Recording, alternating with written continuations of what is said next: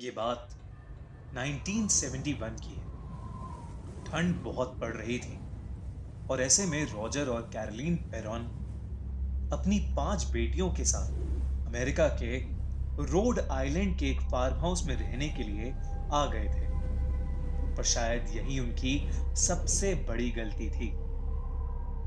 उस farm house को 1736 में बनाया गया था और वो 200 एकड़ में फैला हुआ था।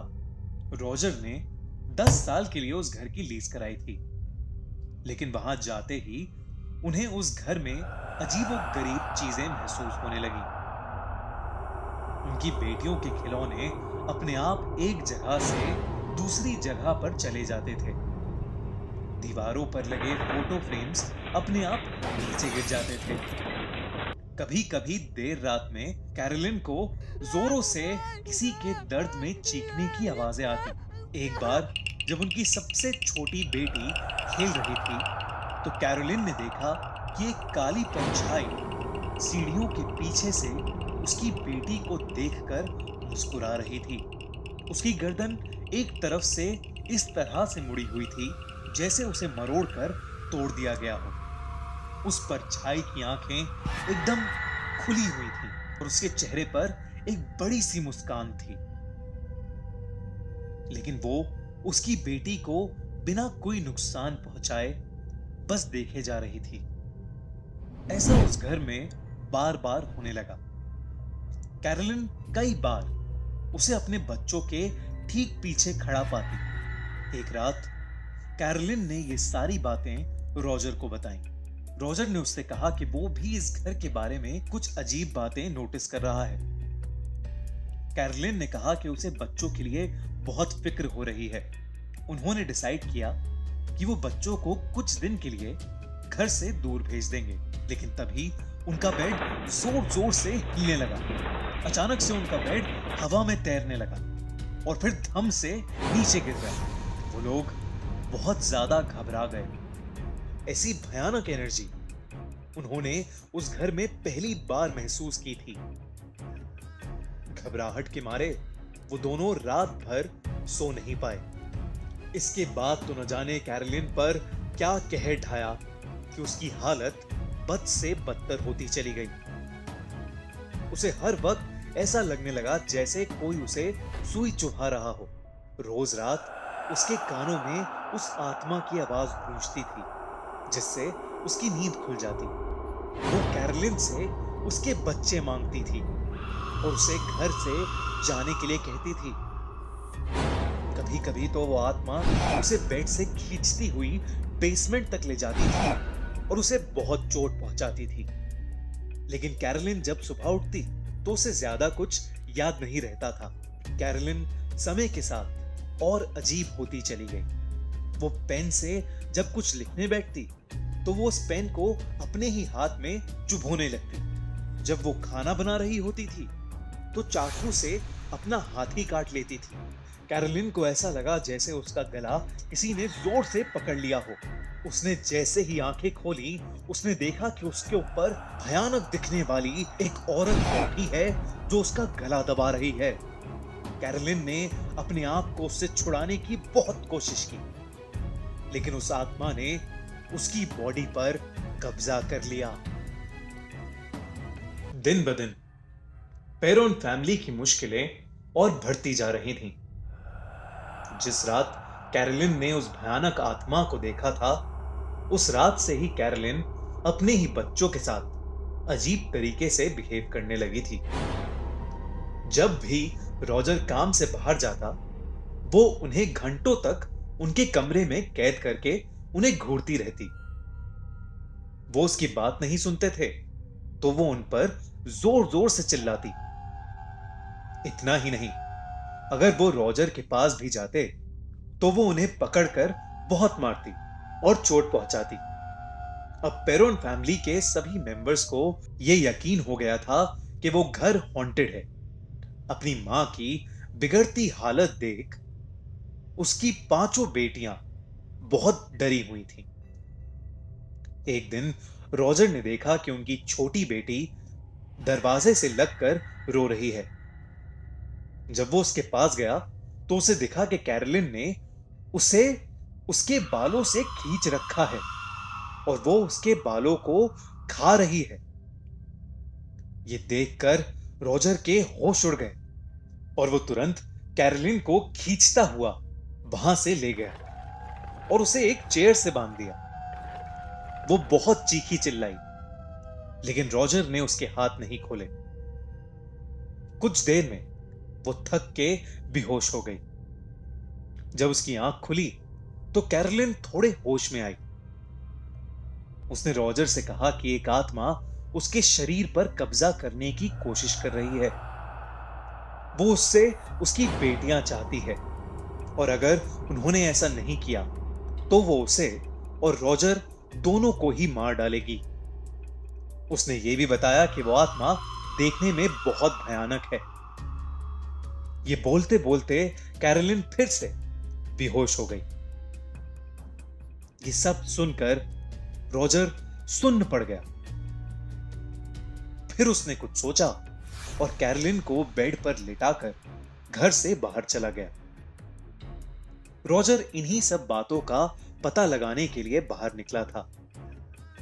उसने आसपास के लोगों से पूछा तो उसे यह पता लगा कि यहां पर बैथशीबा नाम की एक औरत रहती थी, जिसका एक बेटा था और 3 बेटियां थीं। लेकिन उसकी तीनों बेटियों की मौत हो गई थी और किसी को भी उन मौतों के पीछे की वजह कभी पता नहीं चल पाई। पुलिस ने जब छानबीन की तो उन्हें पता लगा कि उनकी मौत नहीं हुई थी, बल्कि उन्हें मारा गया था। इनफैक्ट पुलिस को यह भी पता चला कि उसकी एक बेटी की मौत सर में कील घुसाने की वजह से हुई थी। इस बात से गांव वाले ये मानने लगे कि बैथशीबा एक डायन है और वो अपने बच्चों की बलि चढ़ाकर उन्हें शैतान के हवाले कर देती है। पर क्योंकि पुलिस को कोई सबूत नहीं मिला तो कोई भी उसका कुछ नहीं बिगाड़ पाया। कुछ ही सालों में बैथशीबा ने एक पेड़ से फांसी लगाकर अपनी जान दे दी। उसने ऐसा क्यों किया, यह आज तक कोई भी नहीं जानता। तब से लेकर आज तक उस घर में जो भी रहा करता था, उन सब के साथ कुछ ना कुछ अजीबोगरीब घटना जरूर हुई और कई लोगों ने बैथशीबा की उस भयानक आत्मा को भी देखा था। ये सब सुनकर रॉजर ने अपना सर पकड़ लिया, लेकिन जब वो घर वापस पहुंचा, उसने जो देखा उसे देखकर उसके होश उड़ गए। उसने देखा कि उसके बेडरूम से कैरोलिन गायब है और फर्श पर काले मार्क्स पड़े हैं, जैसे कैरोलिन को वहां से कोई घसीटता हुआ नीचे लेकर गया हो। तभी बेसमेंट से एक जोर की आवाज आई। वो काले मार्क्स उसके बेडरूम से होते हुए नीचे बेसमेंट की तरफ ही जा रहे थे। रॉजर बहुत हिम्मत करके उस बेसमेंट में गया। बेसमेंट में अंधेरा ही अंधेरा था, तो उसने अपने पॉकेट से एक मैच स्टिक निकाल कर जलाई, पर वो मैच स्टिक तुरंत बुझ गई। उसने फिर से कोशिश की। इस बार जब उसने मैच स्टिक जलाई तो उसने देखा कि उसके ठीक सामने बैथशीबा का भूत खड़ा था। उसे देखकर वो खौफ में आ गया और उसके हाथ से वो माचिस छूट गई। तभी उसे दिखा कि कैरोलिन एक कोने में नीचे जमीन पर बेहोश पड़ी है। रॉजर ने उसे उठाया और ऊपर ले जाने लगा। उसे महसूस हो रहा था कि बैथशीबा अब भी उसे देख रही है। इतना सब होने के बाद रॉजर ने मशहूर पैरानॉर्मल एक्सपर्ट्स एड और लोरैन वॉरेन को अपने घर में बुलाया। अब तक कैरोलिन की हालत बद से बदतर हो गई थी। उसका मुंह कट चुका था और वो घर के कोने में बैठकर मकड़ियां खाती रहती थी। वॉरेन्स ने घर में घुसते ही महसूस कर लिया कि वहां पर कुछ तो बहुत अजीब है। वहां पहुंचते ही वॉरेन्स ने अपनी इन्वेस्टिगेशन शुरू कर दी। उन्होंने उस घर का एग्जॉर्सिज्म करने का डिसीजन लिया, लेकिन उसकी वजह से हालत और बिगड़ गई। बैथशेबा की आत्मा बहुत गुस्से में आ गई और उसने कैरोलिन के अलावा अब उसकी बेटियों को भी नुकसान पहुंचाना शुरू कर दिया। एक रात वॉरेन्स कैरोलिन को बेड से बांधकर घर का एग्जॉर्सिज्म कर रहे थे। जैसे ही वो कैरोलिन के बेडरूम में आए, कैरोलिन बेड से गायब थी, बल्कि वो उनके ठीक पीछे खड़ी थी। कैरोलिन हवा में उड़ रही थी, उसके सारे बाल खुले पड़े थे, उसकी आंखों के आई बॉल्स गायब थे और आंखें पूरी तरह से लाल हो चुकी थीं। उसके मुंह के जबड़े दोनों तरफ से खिंचे चले जा रहे थे, मानो उसके मुंह के दो हिस्से होने वाले हों। बैथशेबा ने पूरी तरह उस पर काबू कर लिया था। पूरा घर जोरों से हिलने लगा। वॉरेन्स ने कई मंत्र पढ़े और बहुत कोशिश की, लेकिन रॉजर ने कैरोलिन की बिगड़ती हालत देख उन्हें रोक दिया। कैरोलिन बेहोश होकर नीचे गिर पड़ी। समय के साथ रॉजर के सारे पैसे इसी में खर्च हो गए। जब हालत और खराब हो गई तो रॉजर ने वॉरेन्स को घर से निकाल दिया। पेरोन फैमिली को उसके बाद भी 7 साल तक जैसे तैसे उसी घर में रहना पड़ा। 7 साल बाद जब उन्होंने घर बदला, तब भी बैथशेबा ने उनका पीछा करा और कई सालों तक ऐसी अजीबोगरीब घटनाएं उनकी पूरी फैमिली के साथ होती रहीं। गाइस, आज मैं आपको एक सच्ची कहानी बताने जा रहा हूं। द कॉन्ज्योरिंग मूवी सीरीज का 3rd पार्ट, यानी the conjuring devil made me do it, इसी सच्ची कहानी पर बेस्ड है। 1980 में यूएसए के कनेटिकट शहर में एक दिन अचानक एक आदमी सुनसान सी सड़क पर चले जा रहा था। उसी एरिया में एक पुलिस की कार राउंड ले रही थी। पुलिस कार उसके पास आकर रुकी और उसकी हालत देखकर पुलिस वाले ने उससे पूछा कि क्या वो किसी तरह की मुसीबत में है। वो आदमी पलटा और पुलिस वाला उसे देखकर बहुत घबरा गया। वो आदमी खून से लथपथ था। उसने पुलिस को बताया कि शायद उसने किसी का खून कर दिया है। पुलिस वाले ने उसे उसी वक्त अरेस्ट कर लिया। उस आदमी का नाम था अर्नी जॉनसन। अर्नी जॉनसन अपनी फियोंसे डेबी के साथ एक किराए के घर में शिफ्ट हुआ। वो दोनों जल्द ही शादी करने वाले थे और इसलिए ही अपने रहने के लिए एक बड़ा घर चाहते थे। मगर वो दोनों ये नहीं जानते थे कि जिस खुशहाल जिंदगी के सपने वो देख रहे हैं, वो सपने जल्द ही उनके सबसे भयानक सपनों में बदलने वाले थे। घर बड़ा तो था, पर काफी पुराना और गंदा था। शायद कुछ सालों से वहां कोई नहीं रह रहा था। डेबी ने घर की सफाई के लिए अपनी फैमिली से मदद मांगी। अगले ही दिन डेबी के मॉम डैड और उसका 11 साल का भाई डेविड उनके नए किराए के घर में डेबी और अर्नी की मदद करने आ गए। उन सभी ने पूरा दिन लगकर खूब मेहनत से पूरे घर की सफाई कर ली। डेविड को ऊपर वाले कमरे के सभी बेडरूम्स की डस्टिंग करने का काम मिला था। वो सब रूम्स की डस्टिंग कर चुका था और बस अब मास्टर बेडरूम ही बचा था। वो उस कमरे की सफाई करने गया, मगर उसके अंदर घुसते ही उसे कुछ अजीब सा फील होने लगा। उस कमरे में एक अलग सी ठंड थी। रूम की खिड़की साफ करते करते डेविड को उस खिड़की के बाहर घर की पिछली साइड में एक कुआं नजर आया। वो बहुत ही अजीब सा पुराना सा कुआं था, जिसे पत्थरों से कवर किया हुआ था। कुछ सेकंड तक डेविड उसे घूरता रहा, मगर फिर उसने खिड़की बंद कर दी। अचानक ही उसे खिड़की के शीशे में एक बूढ़े आदमी की परछाई नजर आई, जो कि उसके बिल्कुल पीछे खड़ा था। डेविड बहुत डर गया था और पीछे मुड़ा, पर वहां कोई नहीं था। रात में काम खत्म होने के बाद डेबी के मॉम डैड वापस चले गए, मगर डेविड अपनी बहन के साथ कुछ दिन रुकना चाहता था, तो वो उन्हीं के घर रुक गया। उस रात जब डेविड अपने रूम में सो रहा था, तो उसे अचानक ही लगा कि जैसे कोई उसका गला दबा रहा है, और वो झटपटा के नींद से उठ गया। उठते ही उसे एक आवाज आने लगी, जो कि बार बार उसका नाम पुकार रही थी।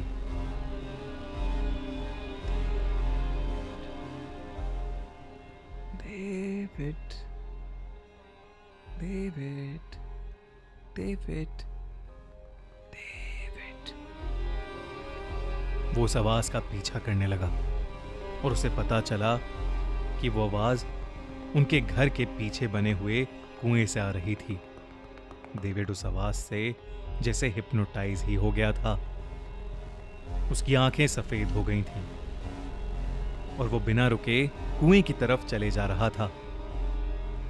वो कुआं जो कि पत्थरों से कवर्ड था, अब उसके ऊपर कोई भी पत्थर नहीं था। उस कुएं पर पहुंचते ही डेविड वापस होश में आ गया, मगर तब तक बहुत देर हो चुकी थी। डेविड के सामने उस कुएं में से कई भयानक आत्माएं बाहर निकलीं और सीधा डेविड के अंदर घुस गईं। डेविड वहीं गिर के चीखने लगा और उसे दौरे पड़ने लगे। उसकी आंखें कभी सफेद, कभी लाल, तो कभी काली हो रही थीं और उसके मुंह से खून भी निकलने लगा था। उसकी चीख सुनकर डेबी और अर्नी भागते भागते उस कुएं के पास आए और डेविड की हालत देख उसे जल्दी से हॉस्पिटल ले गए, मगर डॉक्टर कुछ बता ही नहीं पा रहा था कि आखिर डेविड को हुआ क्या था।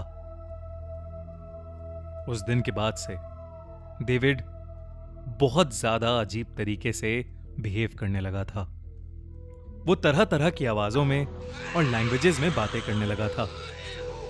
रात होते ही वो उस कुएं के पास जाकर बैठ जाता और कभी कभी तो वो अर्नी के सामने बैठा हुआ रोमन लैंग्वेज में उसे कुछ ना कुछ बुरा भला बोलता रहता।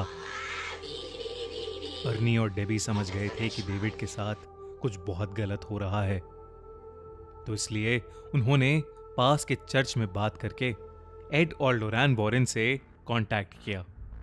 वॉरेन्स यूएसए के सबसे मशहूर पैरानॉर्मल इन्वेस्टिगेटर्स थे। वॉरेन्स जैसे ही अर्नी और डेबी के घर आए, उन्हें डेविड के पीछे एक बहुत भयानक काला साया दिखा। उनके आते ही डेविड वॉयलेंट हो गया और घर का फर्नीचर उनकी तरफ फेंकने लगा। वो रोमन भाषा में उनको बुरा भला बोलने लगा और बहुत सारे कर्सेस देने लगा। देखते ही देखते उसके शरीर और चेहरे में एक डेविल की झलक दिखने लगी। वॉरेन समझ गए थे कि डेविड पर एक नहीं बल्कि कई सारी इविल स्पिरिट्स का पोजेशन है, और इसीलिए सिर्फ एक एग्जॉर्सिज्म से डेविड ठीक नहीं हो सकता था। वॉरेन्स और चर्च ने मिलकर डेविड पर 3 एग्जॉर्सिज्म्स किए। हर बार एग्जॉर्सिज्म के वक्त उसका शरीर जलने लगता, वो हवा में उड़ने लगता और उसके शरीर पर कई सारे चोटों के निशान बन जाते, जिसमें से खून भी निकलने लगता था। अर्नी से डेविड की ये हालत देखी नहीं जाती थी, और डेविड के आखिरी एग्जॉर्सिज्म के टाइम पर जब डेविड के साथ ये सब हो रहा था, तो अर्नी ने गुस्से में आकर डेविल को चैलेंज कर दिया। अर्नी ने सीधा डेविल को चैलेंज किया कि वो छोटे से डेविड के शरीर को छोड़कर उसे पोजेस करके दिखाए। उसके बाद वही हुआ जिसका डर था। उस डेविल ने सिर्फ अर्नी को पोजेस नहीं किया, बल्कि उसके हाथों नन्हे से डेविड को भी मार डाला, और पुलिस ने अर्नी को डेविड के मर्डर के लिए अरेस्ट कर लिया। लेकिन जब अर्नी ने अपने साथ हुई पूरी कहानी जज को बताई, तो कुछ ऐसा हुआ जिसने पूरे अमेरिका को हिलाकर रख दिया। अमेरिका की हिस्ट्री में पहली बार किसी मर्डर में अक्यूज्ड इंसान को कोर्ट ने नॉट गिल्टी यानी बेकसूर घोषित कर दिया। अन्नी ने यह कहकर नॉट गिल्टी प्लीड किया मैंने कोई मर्डर नहीं किया। The devil made me do it. आपने कई हॉरर स्टोरी सुनी होंगी, लेकिन इस हॉरर लेजेंड को सुनकर शायद आप फिर कभी कोई डॉल नहीं खरीदेंगे। ये कहानी दुनिया के सबसे पॉपुलर हॉरर लेजेंड्स में से एक एनाबेल डॉल की सच्ची कहानी पर बेस्ड है। एनाबेल की कहानी शुरू हुई 1970 में, जब नर्स की पढ़ाई कर रही डोना को उसकी मां ने एक एंटीक डॉल गिफ्ट करी। डोना को बचपन से ही खिलौनों का बहुत शौक था और इसलिए वो कॉलेज में होने के बावजूद डॉल्स के साथ खेलना पसंद करती थी। नर्सिंग की पढ़ाई के दौरान डोना अपनी रूममेट एंजी के साथ एक अपार्टमेंट में रहती थी। डोना अपनी मां के गिफ्ट से बहुत खुश थी।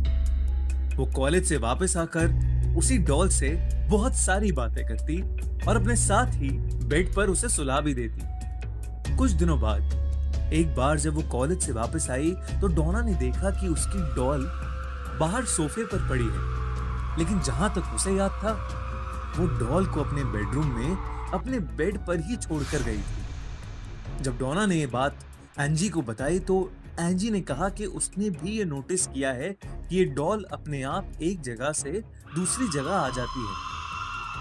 उस दिन के बाद से वो दोनों गौर से उस डॉल के मूवमेंट्स पर ध्यान देने लगे। जब भी वो दोनों घर आते, डॉल की पोजीशन बदली होती थी। वो लोग कॉलेज जाने से पहले डॉल को किसी रूम में रखते और वापस आके देखते तो वो किसी और ही रूम में होती थी। धीरे धीरे ये चीजें बढ़ती गईं और कुछ दिनों बाद ये घटनाएं और भी डरावनी होने लगी। एक रात डोना डॉल को अपने रूम की चेयर पर रखकर अपने बेड पर सोने आ गई। देर रात उसे कुछ खिटपिट सी सुनाई दी, जिससे उसकी नींद टूट गई। जब उसने हल्की सी आंख खोली तो उसे ऐसा लगा जैसे उस डॉल ने अपनी गर्दन घुमाई। डोना को एकदम से उसकी घूरती हुई आंखों से बहुत डर लगा। वो तुरंत उठ खड़ी हुई और उस डॉल को बाहर सोफे पर रखकर वापस सोने आ गई। कुछ और दिन बीते और घर में ऐसी अनयूजुअल घटनाएं बढ़ने लगी। एक शाम जब डोना और एंजी कॉलेज से वापस आए तो उन्होंने देखा कि अपार्टमेंट के कॉरिडोर में बहुत सारे पेपर्स पड़े थे, जिस पर किसी बच्चे की हैंडराइटिंग में लिखा था हेल्प मी, और कॉरिडोर के एंड पर डोना की डॉल थी जो एंजी के रूम के दरवाजे से सटी हुई थी। वो दोनों पेपर्स पढ़कर काफी घबरा गए। डोना जब उस डॉल के पास गई तो उसकी आंखें फटी की फटी रह गईं। उस डॉल के चेहरे पर खून लगा हुआ था और उसके बाल खून से लथपथ थे। इस घटना के तुरंत बाद ही उन्होंने चर्च के एक प्रीस्ट को बुला लिया, जिसने बताया कि वो डॉल पोजेस्ड है, यानी उस डॉल के अंदर एक आत्मा है। जब उस प्रीस्ट ने उस आत्मा से बात करी तो उस आत्मा ने बताया कि वो एक 7 साल की बच्ची है जिसका नाम है एनाबेल हिगिंस, और उसकी मौत डोना और एंजी के अपार्टमेंट के नीचे एक रोड एक्सीडेंट में हुई थी। एनाबेल ने यह भी बताया कि वो डोना और एंजी के साथ सेफ फील करती है और वो उनके पास ही रहना चाहती है। डोना और एंजी को एनाबेल की कहानी सुनकर दुख हुआ और इसीलिए उन्होंने उसे अपने साथ रखने का डिसीजन लिया। डोना को लगा कि 7 साल की छोटी बच्ची किसी को क्या चोट पहुंचाएगी, पर डोना को यह नहीं पता था कि उसकी बात जल्द ही गलत साबित होने वाली है। एंजी का एक बॉयफ्रेंड था लू, जो कभी कभी उनके अपार्टमेंट में रहने आता था। जब एंजी ने उसे एनाबेल के बारे में बताया तो लू बहुत घबरा गया। उसने कहा कि उसे वो डॉल शुरू से ही बहुत अजीब लगती है और डोना और एंजी को उस डॉल को अपने साथ नहीं रखना चाहिए, पर वो दोनों नहीं माने। एक रात सोते हुए जब लू की आंख खुली तो लू ने फील किया कि वो अपने शरीर को हिला नहीं पा रहा था। वो घबरा गया और उसे एक छोटी बच्ची की हंसी सुनाई दी। उसने जब नीचे अपने पैरों की तरफ देखा तो उसे एनाबेल डॉल दिखी। जो उसके देखते ही उसकी छाती पर आके बैठ गई और उसका गला घुटना शुरू हो गया।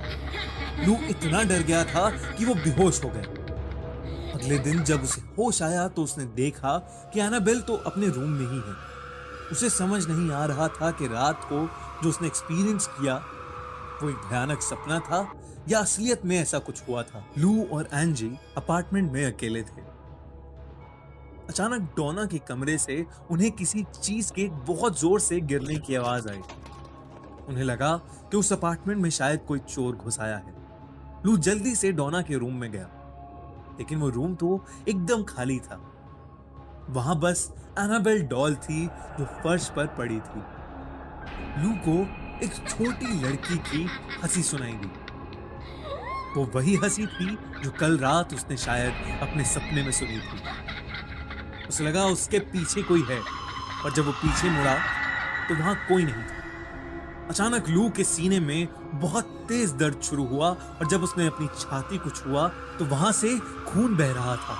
इतने में एंजी वहां आ गई और उसने देखा कि लू की बॉडी पर किसी के आड़े टेढ़े नोचने के निशान हैं। इस हादसे के बाद डोना और एंजी को लगा कि चीजें बहुत बिगड़ रही हैं और इसीलिए उन्होंने मशहूर पैरानॉर्मल इन्वेस्टिगेटर्स लॉरेन और एड वॉरेन की मदद ली। इन्वेस्टिगेशन के दौरान उन्हें पता चला कि उस डॉल के अंदर कोई 7 साल की बच्ची की आत्मा नहीं बल्कि एक शैतान है जो बच्ची होने का नाटक कर रहा था, और उसका मकसद प्यार पाना नहीं बल्कि डोना के शरीर पर कब्जा करना था। वॉरेन्स ने उस घर का एग्जॉर्सिज्म किया और डोना और एंजी से वो डॉल लेकर वहां से चले गए। उस दिन के बाद से डोना, एंजी और लू के साथ कभी ऐसा कोई हादसा नहीं घटा। एड और लोरैन वॉरेन के ऑकल्ट म्यूजियम में रखी एनाबेल डॉल की पूरी कहानी दिल दहला देने वाली कई सच्ची कहानियों में से एक है।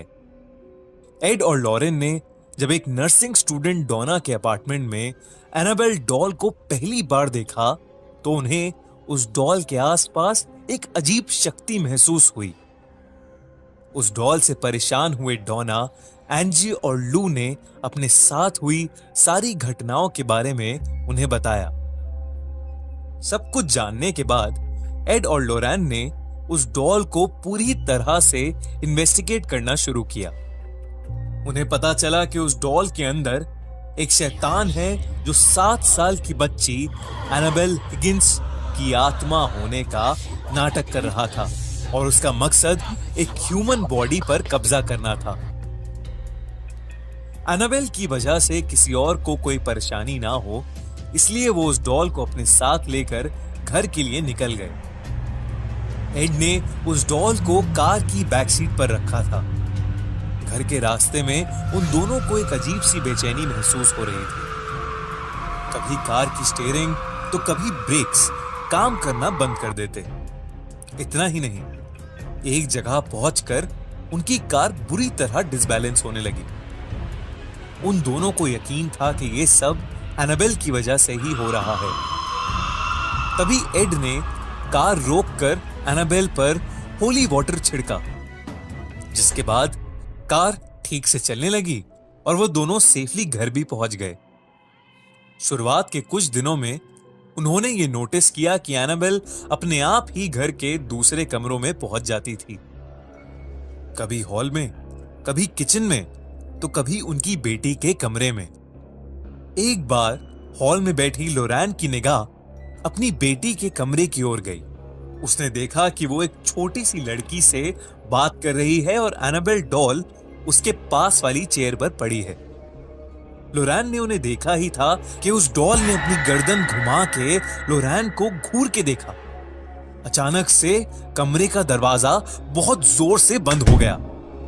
लोरैन भागते हुए उस कमरे तक गई, लेकिन दरवाजा अंदर से लॉक हो चुका था। लोरैन ने कुछ चांट किया और वो दरवाजा खुल गया। वो जब अंदर पहुंची तो उसने देखा कि उसकी बेटी बेहोश हो चुकी थी और एनाबेल डॉल नीचे फर्श पर गिरी पड़ी थी। ये देखकर वो बहुत डर गई। जब उसकी बेटी को होश आया तब उसने बताया कि वो एनाबेल नाम की एक लड़की से बात कर रही थी।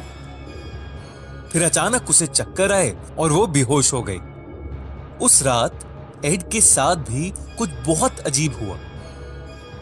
एड अपने कमरे में सो रहा था जब उसे किसी छोटी बच्ची के हंसने की आवाज आई। उसे वो आवाज किचन से आ रही थी। एड जब अपने बेडरूम से निकलकर वहां पहुंचा तो उसने देखा कि एक बहुत छोटी सी लड़की फ्रिज के पास बैठी है और वो एड को देखते ही पर्दे के पीछे जाके छुप गई।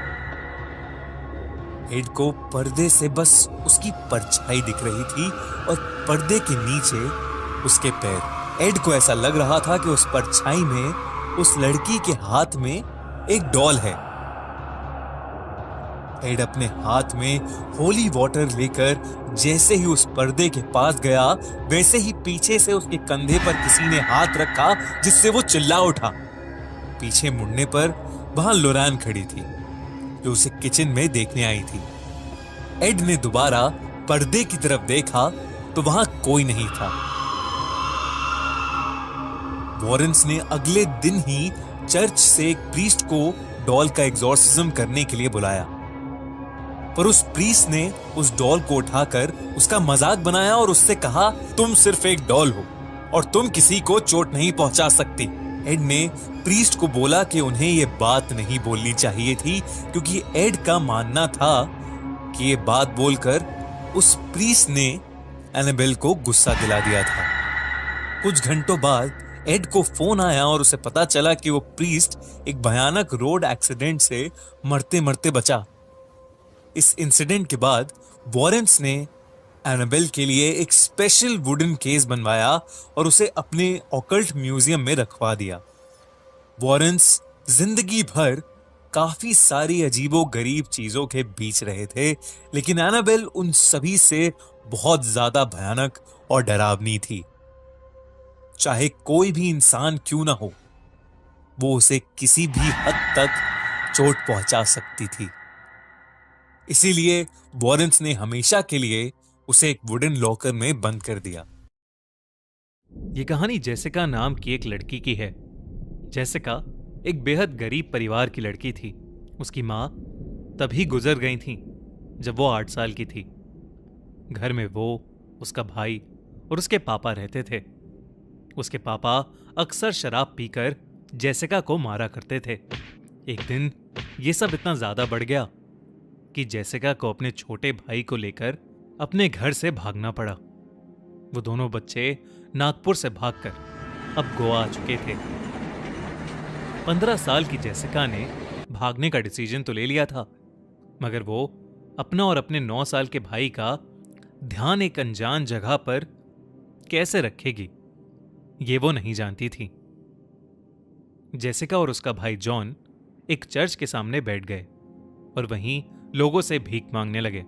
तभी उधर से गुजर रही एक नन ने उन दोनों बच्चों को देखा और उनसे बात करने आ गई। जेसिका ने उस नन को सब कुछ बताया और उस नन को उन पर बहुत तरस आ गया। वो उन्हें अपने साथ उस चर्च में ले गई और जेसिका और जॉन ने वहीं रहना शुरू कर दिया। जेसिका ने जॉन का एडमिशन चर्च के ही एक स्कूल में करवा दिया और वो खुद एक प्रेयर ग्रुप की पार्ट बन गई। जल्द ही जेसिका का पूरा झुकाव गॉड की तरफ हो गया और चर्च ने उसे भी एक नन बना दिया। मगर नन बनने के बाद जेसिका के साथ कुछ ऐसा होना शुरू हो गया जो उसने कभी सपने में भी नहीं सोचा था। एक रात जेसिका अपने रूम में सो रही थी तो उसे अचानक दौरे पड़ने लगे। वो ऐसे चीखने लगी जैसे कोई उसे बहुत जोर से मार रहा हो। जब बाकी की नन्स उसकी आवाज सुनकर उसके कमरे में आई तो वो हैरान रह गईं। जेसिका का शरीर अकड़ा पड़ा था और उसकी आंखें बिल्कुल सफेद हो गई थीं। वो दर्द से चिल्ला रही थी, मगर उसकी आवाज उसकी नहीं बल्कि किसी आदमी की आवाज लग रही थी। ये देखकर एक नन ने जेसिका पर होली वाटर डाल दिया और जेसिका की स्किन से धुआं निकलने लगा। उसके बाद कुछ ही पलों में वो शांत हो गई। इस हादसे के बाद से जेसिका की तबीयत खराब रहने लगी। उसके बर्ताव में काफी बदलाव आ गया था। वो अब चर्च में आती ही नहीं थी और देर रात तक कॉरिडोर्स में अकेले घूमती रहती थी। कभी वो बेवक्त हंसने लगती तो कभी कभी किसी आदमी की आवाज में अजीब अजीब सी आवाजें निकालती, कभी किसी पर जोर से दहाड़ती जैसे कोई जानवर हो, तो कभी कोने में बैठी रोती रहती। चर्च के सभी लोगों को समझ आ गया था कि जेसिका पोजेस हो चुकी है, इसलिए उसके एग्जॉर्सिज्म के लिए सभी ने तैयारी करनी शुरू कर दी। एग्जॉर्सिज्म की रात जब एक नन जेसिका के रूम में उसे देखने गई तो जेसिका वहां थी ही नहीं। वो नन उसे पूरे कमरे में ढूंढने लगी, मगर जेसिका कहीं नहीं थी। लेकिन जैसे ही वो नन वापस जाने के लिए मुड़ी, उसका दिल बुरी तरह दहल उठा। जेसिका एक काला गाउन पहने दीवार से चिपकी पड़ी थी। क्रिश्चियनिटी में काले कपड़े लोग तब पहनते हैं जब कोई मर जाता है। जेसिका के मुंह से खून निकल रहा था। वो एक जानवर की तरह भारी आवाज में दहाड़ रही थी। अचानक वो उस नन पर कूद पड़ी। इतनी ही देर में जेसिका के कमरे में बाकी सब भी आ गए और उन्हें देखकर जेसिका पागलों की तरह हंसने लगी, गॉड की इंसल्ट करने लगी। प्रीस्ट ने उस पर जैसे ही होली वाटर डाला तो वो दर्द से चीख उठी और खुद को एग्जॉर्सिज्म से बचाने के लिए वो अपने कमरे की खिड़की से नीचे कूद गई। जेसिका की जान तो बच गई, मगर उसकी रीढ़ की हड्डी पूरी तरह से डैमेज हो गई थी, जिसकी वजह से वो फिर कभी चल नहीं पाई।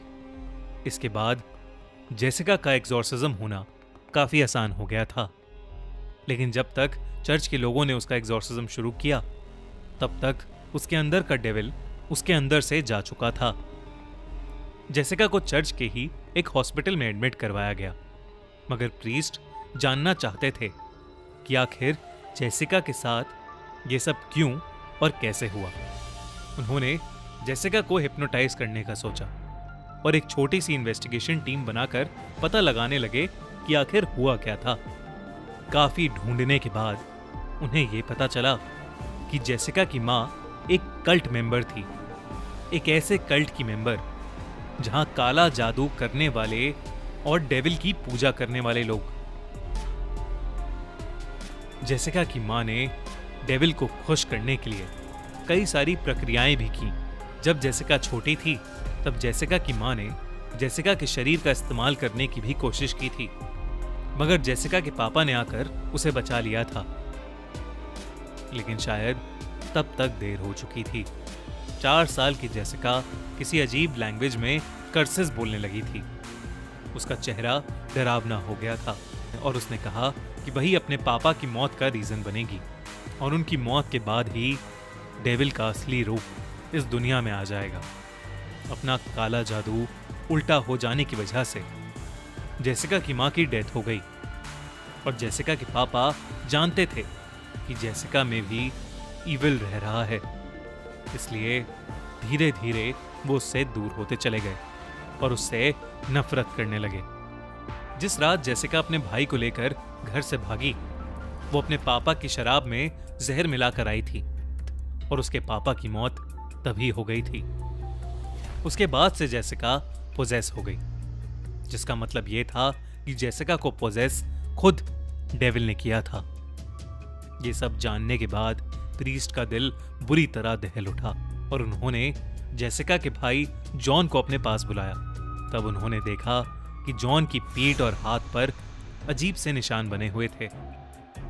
वो समझ गए थे कि जेसिका भी अपनी मां की तरह पोजेस्ड होकर डेविल की पूजा करने लगी थी और अपने भाई का शरीर उसी पूजा के लिए इस्तेमाल कर रही थी। ये सब पता लगने के बाद प्रीस्ट ने जेसिका पर कई सारे एग्जॉर्सिज्म किए, मगर जेसिका की तबीयत दिन ब दिन बिगड़ती गई और आखिर में उसकी मौत हो गई। जॉन की पूरी जिम्मेदारी चर्च ने ले ली और जेसिका के मर जाने के बाद भी चर्च के लोग उसकी मुक्ति के लिए प्रे करने लगे।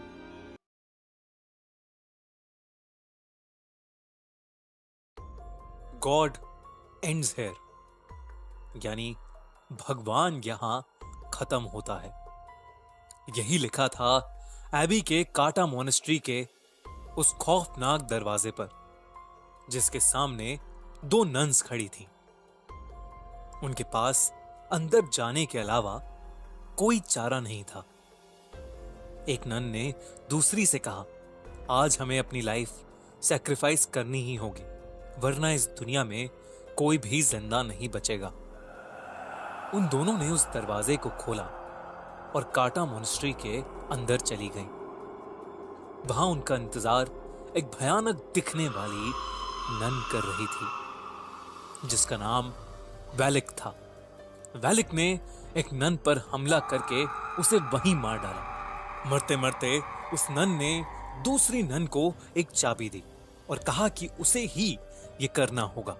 दूसरी नन ने वो चाबी ली और किसी चीज की तरफ भागी, लेकिन इससे पहले कि वो कुछ कर पाती, वैलिक उस पर भी हमला करने लगी।